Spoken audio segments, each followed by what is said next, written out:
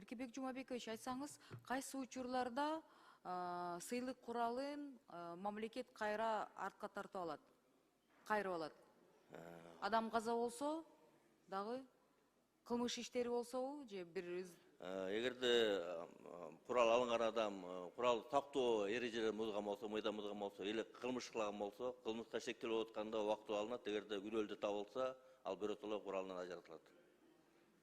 бул мыйзамда бекитилген, Ооба, мыйзамда мурдагы эле мыйзамда бекитилген бар ушундай. Анан экинчи сурай турган нерсем бар эле, ушул бир 8-10 жыл мурда соц тармактарда бир аябай чоң талкуу болду эле, сырттагы чет өлкөлүктөргө биздин мамлекет тарабыбыздан ушул сыйлык куралдар берилип калган, ушул боюнча кимге бергенибизди тактап атабызбы, ушул кандай критерий менен өтөт деп. Азыр сырттагы жарандарга кайсы учурларда биз беребиз? Уруксат берип койсоң, мына курал боюнча мен башчысы жооп берип койсун. Да, рахмат. Саламатсыздарбы, Элвира Жагалбек мына Ички иштер министрлигинин лицензиялык уруксат берүү бөлүмүнүн башчысы Шамбетов Уран Узбекович.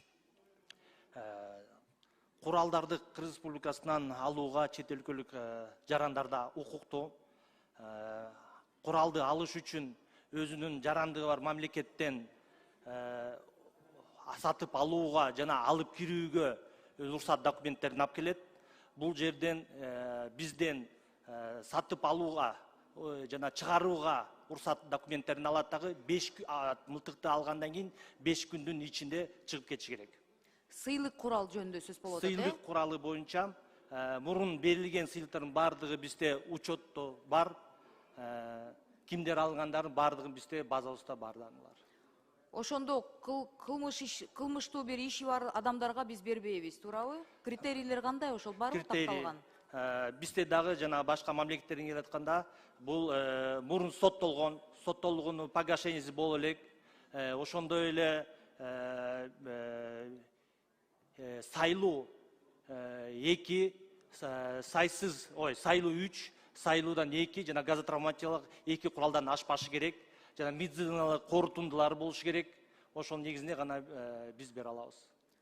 Ошондо Кыргызстанга өзгөчө бир ишмердүүлүгү менен белгилүү болгон адамдарга беребизби? Же өзгөчө бир мамилеси бар адамдарга беребизби?